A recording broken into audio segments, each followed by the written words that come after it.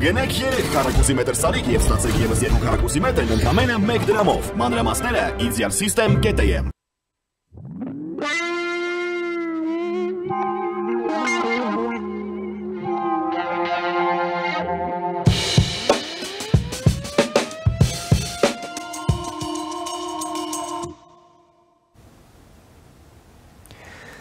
Շարունակում ենք մեր թողարկումը, առաջին լրատվականի եթերում կրկին Մեհրաբյան օնլայնն է, ես Ռուբեն Մեհրաբյանն եմ։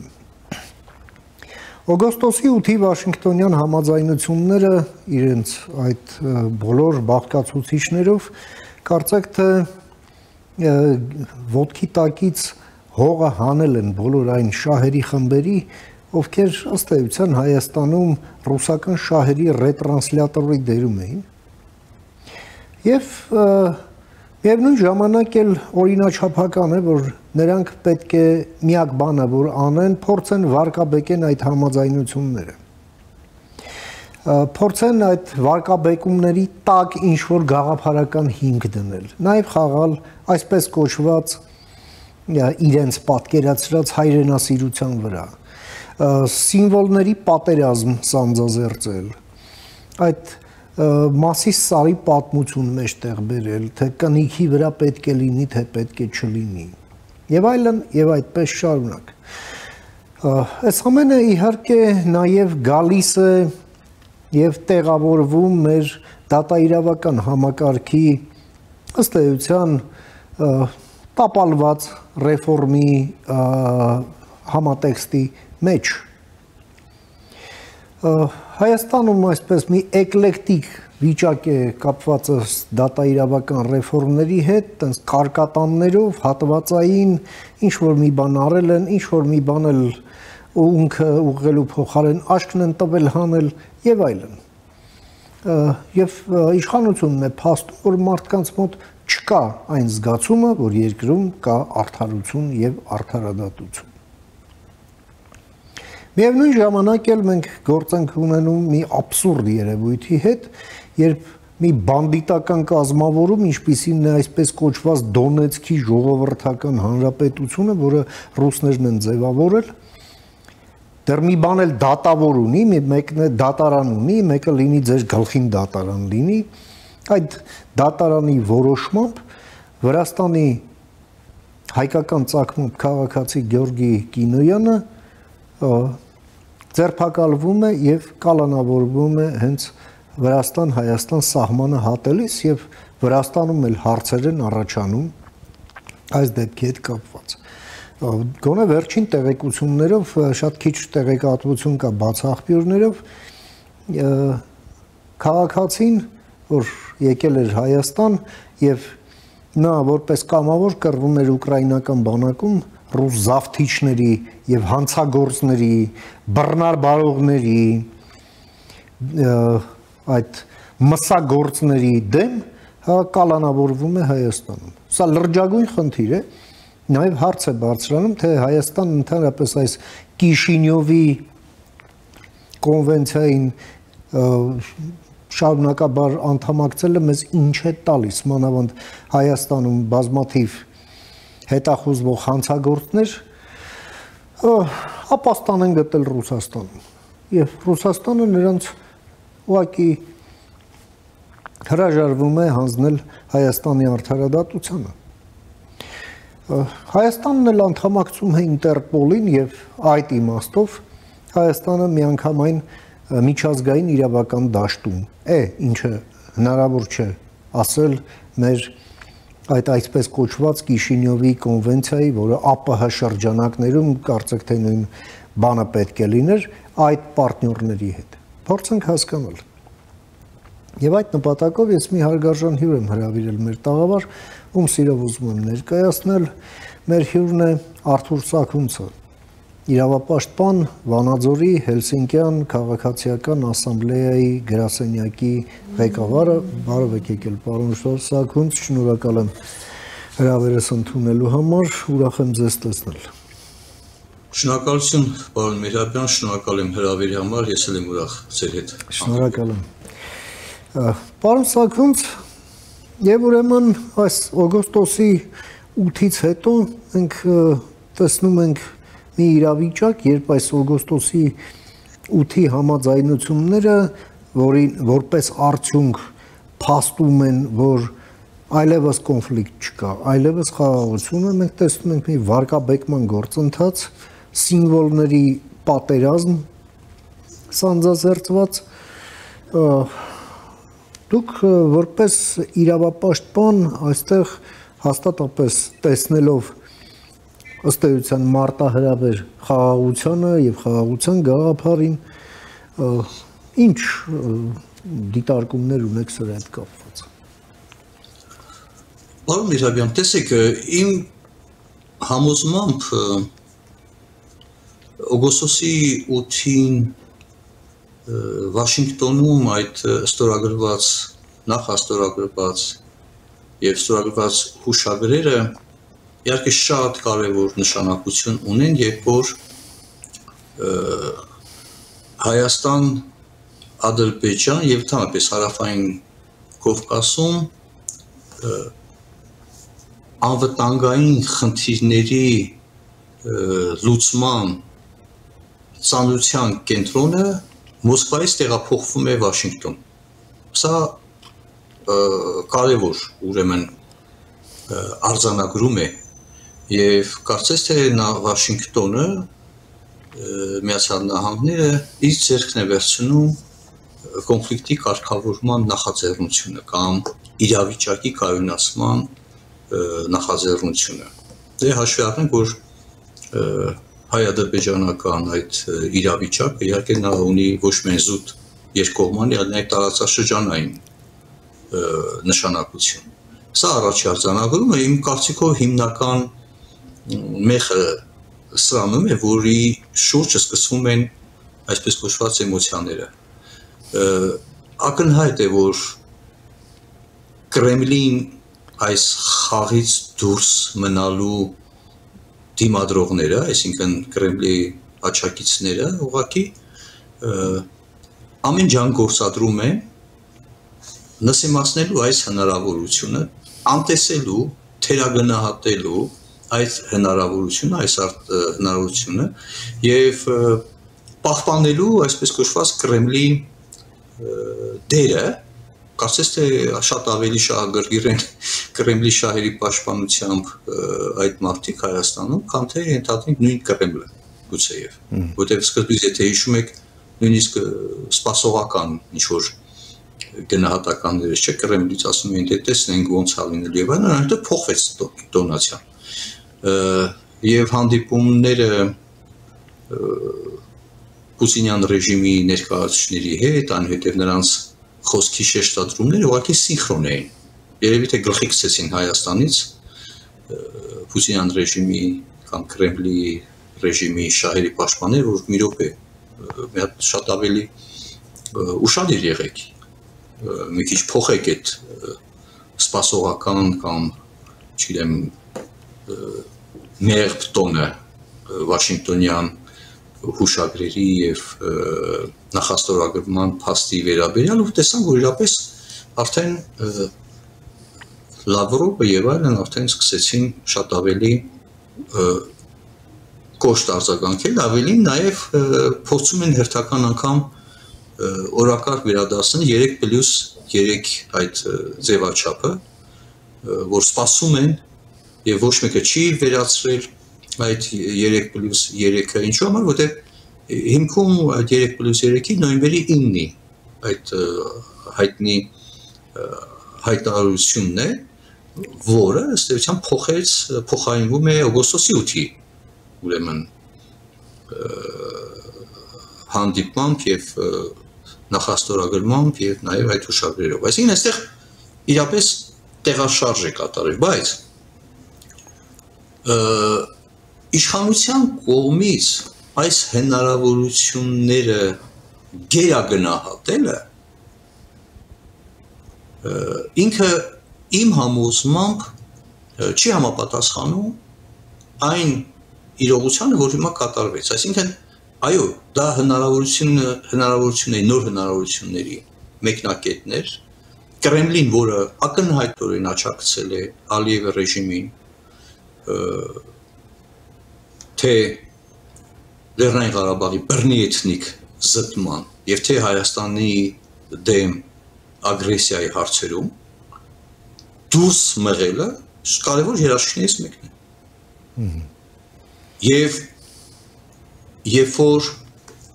միայն այս փաստներ եւ չկար օգոստոսի 8-ը հայաստանյան պուտինիստները որևէ արգումենտ չէին ներկայացնում եւ չէին կարող ներկայացնել հիմնավորելու համար Ռուսաստանի դերը նշանակությունը, բայց հենց որտեղ չունեին այդ նման որևիցե փաստարկ պաշտպանելու Կրեմլին, բայց երբ որ ի հայտ եկավ օգոստոսի 8-ը, ըստի արդեն թիրախ ընտրեցին օգոստոսի 8-ը, դրա միջոցով պաշտպանելու Կրեմլի շահերը։ Հասկանալի է, չէ՞, այսինքն մի հատ նոր գործոնի հայտ եկավ, եւ այդ գործոնով արդեն գործոնը թիրախավորելով ուղղակիորեն արդեն մտահոգվեցին, որ չէ, իրապես խնդիրը ոչ միայն զուտ նոյեմբերի 9-ը 3+3 ձևաչափով ուրեմն Ռուսաստանի դերի թերագնահատման մասին է խոսքը, այլ ընդհանրապես Ռուսաստանին ոչ միայն դուրս մղելու, այլ նաև փոխվում է հնարավորությունների դաշտը օգոստոսի 8-ի միջոցով։ Այսինքն այստեղ իմ համոզմամբ այդ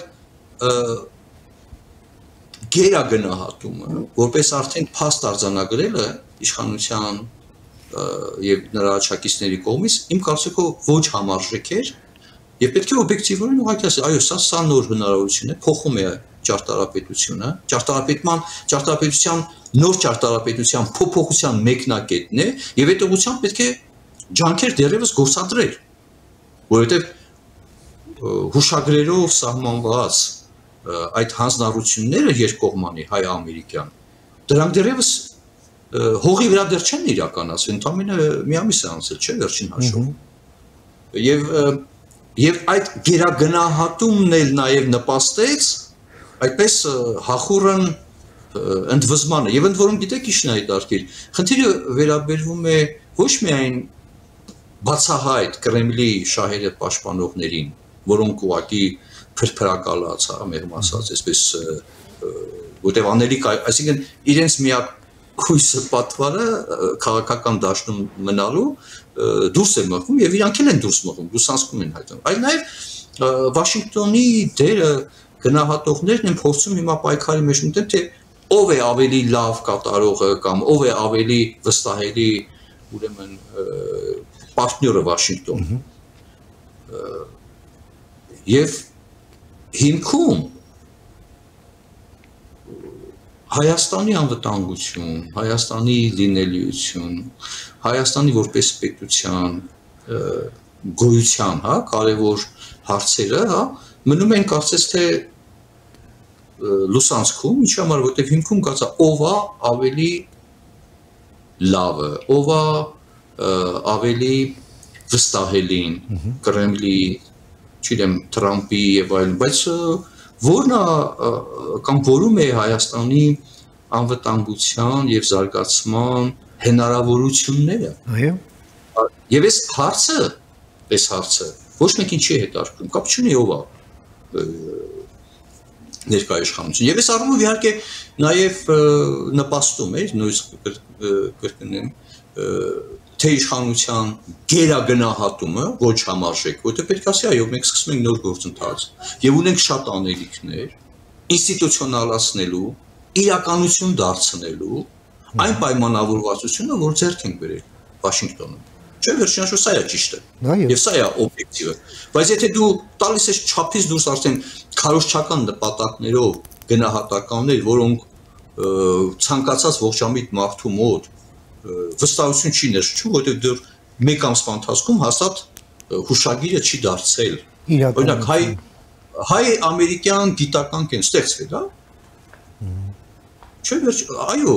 $150 միլիոն ներդրման մասին այդ որոշումը կայացվել է, բայց այդ $150 միլիոն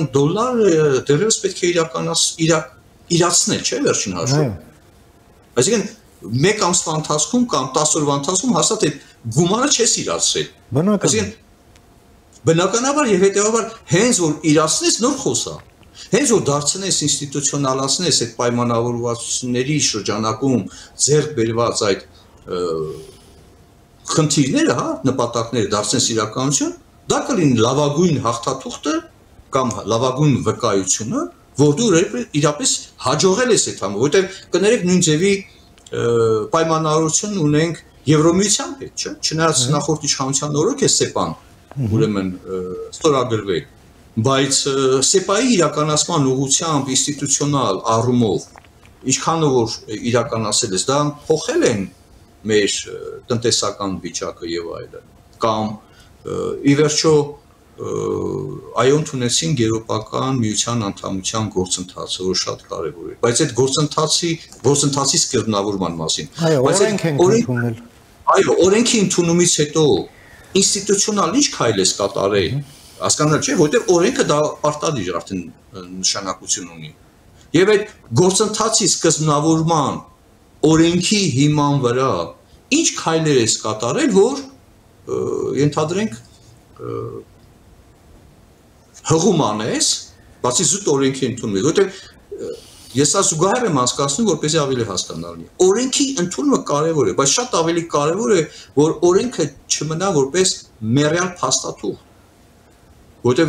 հռչակագրային նշանակություն ունեցող փաստաթուղթ, որը ամեն մի առիթով ասես, տեսեք, օրենք ընդունել եք, լավ է սա օրենք ընդունել ես, բայց այդ օրենքի իրականացման ուղղությամբ ջանքերը ինչու են կայանում կոնկրետ օրինակներով, այս քայլն են կատարել Եվրասիական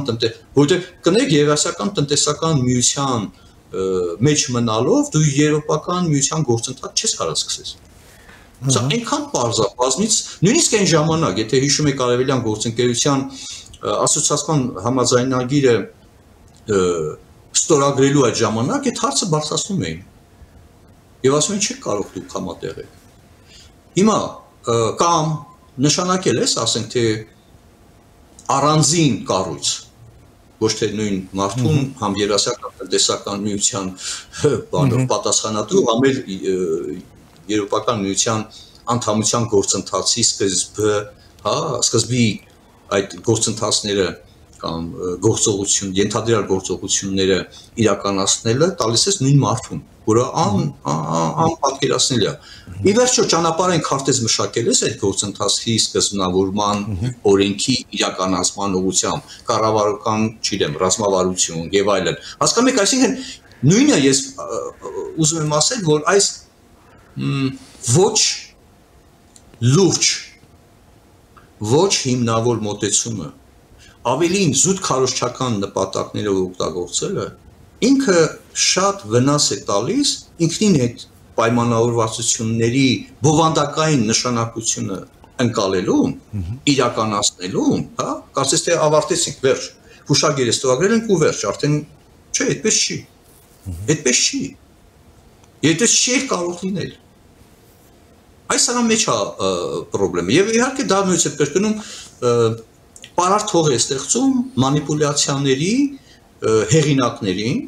որոնք ասում են, որոնք ոչ թե բուն բովանդակությանն են մոտենում, որ իրապես դա բավական լուրջ, այլ այդ բովանդակությունը արժեզրկելու համար օգտվում են այդ նման մակերեսային մոտեցումներից եւ դրան են կարճում։ Դու ես թեման տալիս։ Ոնց կարող ասես թե ընդհանրեն միայն նախաստորագրված, չգիտեմ, համաձայնագրով արդեն ասես որ բանը։ Իհարկե կներեք առանց Եվրոմիության քաղաքացիական դիտորդության վիճակը շատ ավելի վատ կլիներ, չէ՞։ Եվ ես չեմ զգում, չեմ տեսնում պաշտոնական մակարդակով, պետական մակարդակով եւ գիտեք, այո, դուք ընդունել եք ու կարեւոր է այդ քայլը, այդ համարձակությունը, հա, չնայած Ադրբեջանի կողմից հրաժարվել էր, բայց դրա քաղաքական նշանակության ուրեմն նշանավորելը, գնահատելը ամենաբարձր մակարդակներում հրապարակային խոսքում ես չեմ տեսնում։ Ես զուգահեռ տանեմ այդ առումով Մոլդովայի նախագահը Սանդուն օրվա առավոտյան էլ, օրվա վերջին էլ Եվրոպական միությանը, հա, որպես Մոլդովայի ապագա եւ այլն, խոսքը դրանով է սկսում ու ավարտում։ Կիևը, որը հիմա գտնվում է ագրեսիայի զոհի վիճակում, Կիևում այս վիճակում Եվրոպական միությունը հատուկ ներկայացուցիչ չի նշանակում։ Եվրոպարլամենտն է նույնիսկ առանձին ներկայացուցիչ, այսօր որոշում ընդունվել, այո։ Այո, այսինքն հասկանում եք, չէ՞, այսինքն որ այստեղ եւ անգամ այնպեսին է, որ այդ Պուտինյան ռեժիմը ասում է, չէ, դե մենք օքեյ է, եթե Ուկրաինան ուզում է, թող դառնա Եվրոպական միության անդամ, չէ՞, վերջնաշուտ։ Այսինքն ընդունում է, հաշտվում է։ Հա, բայց 14 թվական, 13 թվականին նույն բանն էր ու թույլ չէին տալիս ու Մայդանը դրանից սկսվեց։ Իսկ Սերժ Սարգսյանին էլ դրա համար բերման ենթարկեցին եւ տեղի ունեցավ սեպտեմբերի 3-ի վթարը, չէ՞։ Մենք խոսքը տանում ենք այո, իշխանության պահվածքի հետ կապված, դիրքորոշման հետ կապված, սկզբունքային, հրապարակային եւ հետեւողական վարքագծին վերաբերվում։ Այն հանձնառությունները, որը օրենքով ընդունել է, այստեղ գիտեք ոնց է,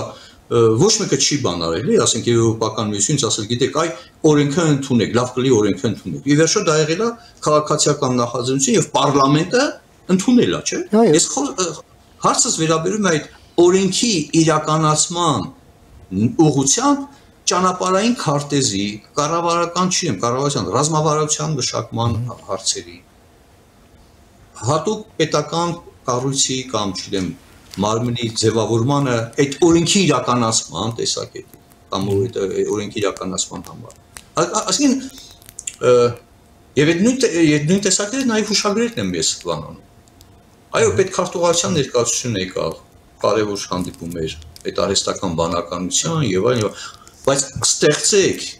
տեսեք, երբ որ դպրոցը կառուցում են, չէ, օրինակ բերեմ, հին դպրոցի շենքն են ցույց տալիս եւ նոր դպրոցի շենքը, չէ, դա կոնկրետ բան է։ Այո։ Փաստ է։ Դա է փաստը, չէ, որ ասենք թե իրապես այստեղ արել ենք։ Այս փոփոխությունը այս խնդիրը լուծել ենք։ Ես շենքային բանով եմ ասում, գովանդակային դեռևս կրթության բանով իհարկե չեմ խոսա, որովհետև կրթության բնագավառում, տեսեք, երբ որ կարող է թվում թե կապ չունի, բայց այստեղ կա այդ խնդիրը, եթե գիտելիքի ստուգման արդյունքում աշակերտների նախանցած կարծեմ տարի էր, թե անցած 5-րդ, 7-րդ, 9-րդ, 11-րդ դասարանների ուրեմն աշակերտների մոտ 27-28% մաթեմատիկայից անբավարար են, մի 23% բավարար, համարյա կեսը։ Պատկերացնում եք, չէ, 5, 7, 9։ Այդ ոնց է բարձր գիտական, չգիտեմ, ներդրումներ կատարելու կամ արհեստական բանականության այդ խնդիրները, հա։ Այսինքն հիմի ներկայումս դպրոցում սովորողները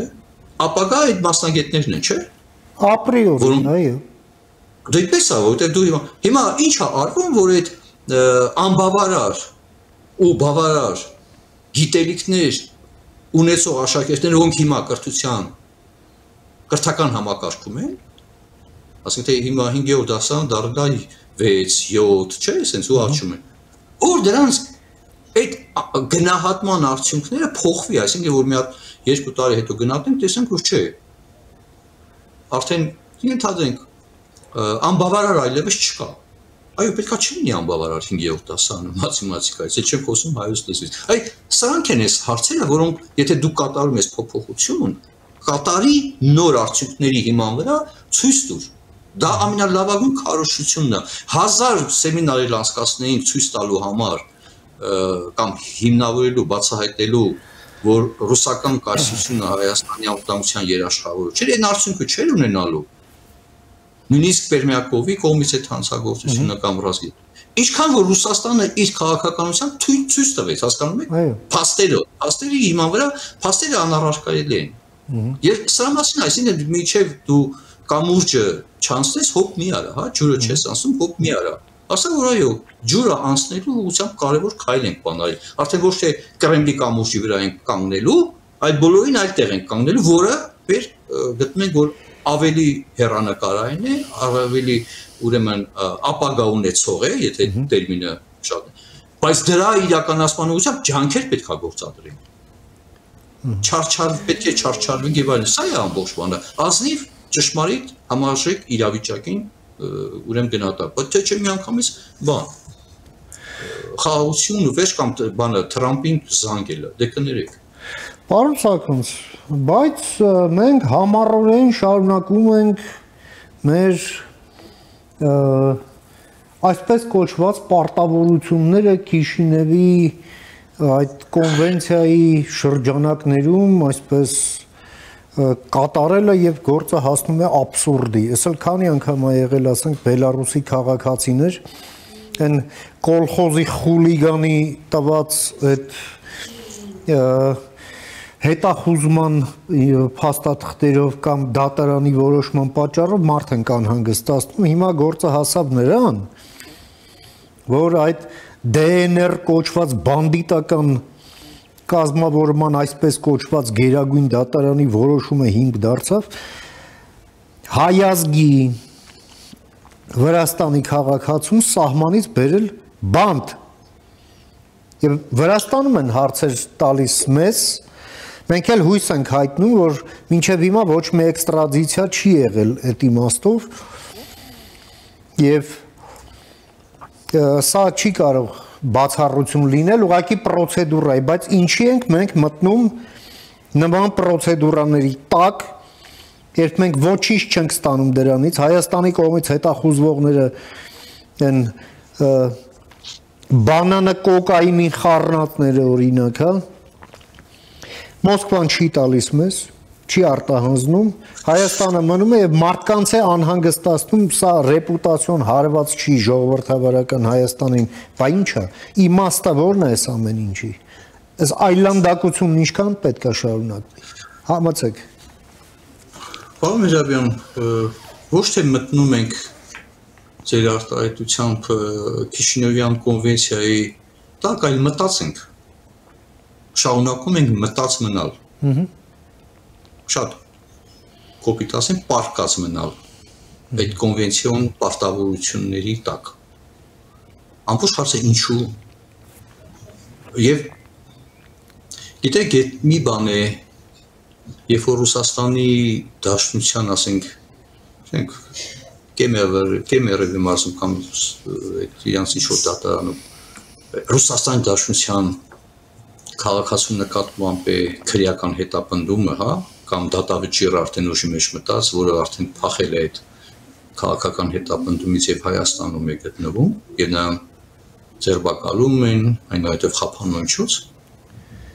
Մեկ բան, երբ որ երրորդ երկրի քաղաքացին նկատմամբ, այստեղ կապ չունի այդ քաղաքացու ազգությունը։ Դա կարող է լինել Մոլդովայի քաղաքացի, դա կարող է լինել Ուկրաինայի քաղաքացի, դա կարող է լինել Լեհաստանի քաղաքացի, Գերմանիայի քաղաքացի։ Ռուսաստանի Դաշնության կողմից կարող են քրեական գործեր հարուցվել հեռավար, ոնց որ Գյորգի Կինոյանի դեպքում է, մեղադրանք առաջադրեն ու հեռավար դատեն ու մեղավոր ճանաչեն։ Իդեպ ասեն այն փաստը, որ Կինոյանը մասնակցել է ռազմական գործողություններին, դա այլ նույնպես բարձրացիմ հիմնավորված, ինքը շատ ավելի այնտեղ բարեգործական աջակցությամբ է եղել, ուղղակի իր տվյալները այդ զորամասերից մեկի հետ կամ չգիտեմ ինչ-որ օբյեկտներից մեկում կարելի ասել, որ հետո ռուսների դրապետության տակ է անցել, դեռ ֆլեշկայի մեջ մնացել է եւ սկսել են հերթով ուրեմն նայել եւ տվյալներ հավաքագրել իրենց հավատով եւ այլն։ Այնպես որ շատ էդ ասեմ, որ ոչ, բայց նախ առաջերտին երրորդ պետության քաղաքացու նկատմամբ եթե նույնիսկ Ռուսաստանի Դաշնության պաշտոնական, հա, ասենք թե դատարանի կողմից լիներ մեղադրական դատավճիռը ու նրան Հայաստանում Քիշինևի այդ կոնվենցիայի շրջանակներում ձերբակալում դա արդեն խայտարարություն է բայց այստեղ կրկնակի խայտարարություն է Դոնբասի ժողովրդական հանրապետություն կոչված օկուպացիոն ռեժիմի դատարանի կողմից մեղադրական դատավճիռի հիման վրա Պատկերացնեք ինչ արել դա Ռուսաստանի Դաշնությունը։ Քիչ ինքը դե պարզ ճանաչել է, գտնում է որ դա իր կազմում է, ճանաչել այդ դատարան իրավասությունը, նաև այդ օկուպացիոն ռեժիմի իր որպես մասը կազմող այդ վճիռը պաշտոնապես դատախազությունը կամ իրանք արտադրության նախարարություն կամ բուսական կողմը ուղարկում է Հայաստանին, հասկանում եք։ Եվ Այսինքն օրինականացնում է այդ ամեն ինչը, մենք են ասում ենք, հա, օքեյ, օրինական է։ Ու մարդուն տալում նստացնում ենք։ Այսինքն այստեղ նույնիսկ կրկնեմ, հիմա որևէ երրորդ այլ երկրի քաղաքացի, որը կարող է որի նկատմամբ ասենք թե իր թեկուզ կամավոր մասնակցած լինի Ուկրաինայի պաշտպանության process-ին ու նրա նկատմամբ քրեական հետապնդում, ասենք կարող է լինի անգլիացի կամ չգիտեմ քաղաքացի կամ ավստրիայի կամ ու նա նկատմամբ քրեական գործ հարուցված լինի մեղադրական դատավարություն ու նա գա Հայաստան ու նրան այստեղ ձերբակալին։ Այսինքն դու հիմա կարող ես այդ մարդկանց համոզես, որ Հայաստանը անվտանգ է այդ քաղաքացիների, այդ երկրների քաղաքացիների համար։ Իհարկե ոչ։ Այն որ հիշում եք, չէ՞, անընդհատ ասում են, բա մենք անվտանգության էսի հո։ Չէ, անվտանգ չես։ Անվտանգ չես, քանի դեռ դու Ռուսաստանի Դաշնության ապօրինի քրեական հետապնդման հիման վրա մարդուն ձերբակալում ես։ Ռուսաստանի Դաշնության կողմից օկուպացված տարածքներում ապօրինի ստեղծված ապօրինի դատարանի կողմից դատավճիռը համարում ես հիմնավոր։ Ոնց կարաս համարես դա բան անվտանգ։ Սա խայտառակություն է եւ նույնիսկ անպատկերացնելի է։ Ասեմ, դա կապ մի նայեք ազգությանը։ Կարող է լինել ազգությամբ, չեմ, Վրաստանի քաղաքացի, կարող է լինել Մոլդովայի քաղաքացի վերջո, Ուկրաինայի քաղաքացի։ Այսինքն երրորդ երկրի քաղաքացուն Ռուսաստանի Դաշնության քրեական հետապնդման հիման վրա, ապօրինի քրեական հետապնդման վրա, դու բան ես անում, կատարում ես քո պարտավորությունը Ռուսաստանի Դաշնության հանդեպ։ Սա անհամատեղելի է Եվրոպական միության անդամության գործընթացի սկզբի մասին օրենքի բովանդակությանը։ Սա անհամատեղելի է Եվրոպական միության այդ սեպայի նաև ասեմ ավելին անհամատեղելի է Եվրոմիության հետ վիզաների ազատականացման գործընթացի։ Այո։ Այսինքն տեսեք, երբ որ ասում են Զվարթնոց օդանավակայանում այլևս ռուս սահմանապահներ չկան։ Այո, շատ լավ է, ռուս սահմանապահներ չկա, ի վերջո։ Բայց կա